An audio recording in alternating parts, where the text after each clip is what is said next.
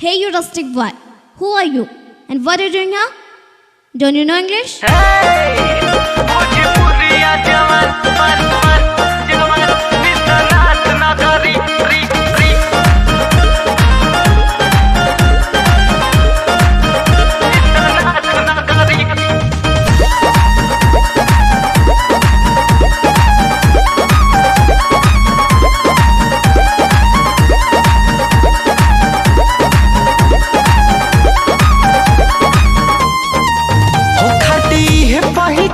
भोजपुरिया जवान भैया रहिला हम काशी विश्वनाथ नगरी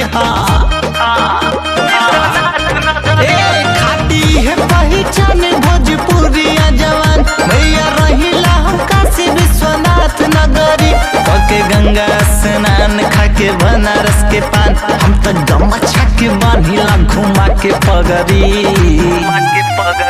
खाटी है पहचान भोजपुरिया जवान भैया रहिला हम काशी विश्वनाथ नगरी खाटी है पहचान भोजपुरिया जवान आई रहिला हम काशी विश्वनाथ नगरी।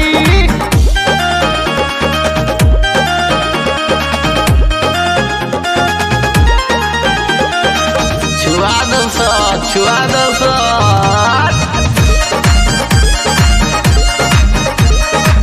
अरे देसी स्टाइल है देसी है बोली अरे देख लेना होइबो हम सन देसी दीवाना देसी देसी ना कह हमके मैडम जी देसी के फैन होई एक दिन जमाना जब लागे बड़ी भूख तब बैठ के चूही उख एक सास में खा जाई दही चूरा सगरी बुझलू जब लागे बड़ी भूख बैठी चूही ला हम एक सास में खा जाई दही चूरा सगरी जब चढ़े जेठ मास तब लागल पियास ठंडा ठंडा पानी पीला हम ठार गगरी हो खाटी है पहचान भोजपुरिया जवान भाई रहिला हम काशी विश्वनाथ नगरी खाटी है पहचान भोजपुरिया जवान भैया रहिला हम काशी विश्वनाथ नगरी।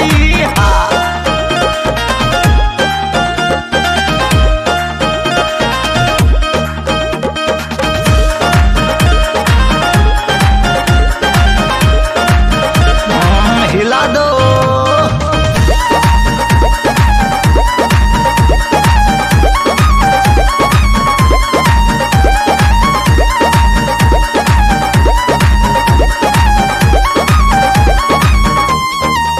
अरे भुअरी भैंसिया ना जहजिया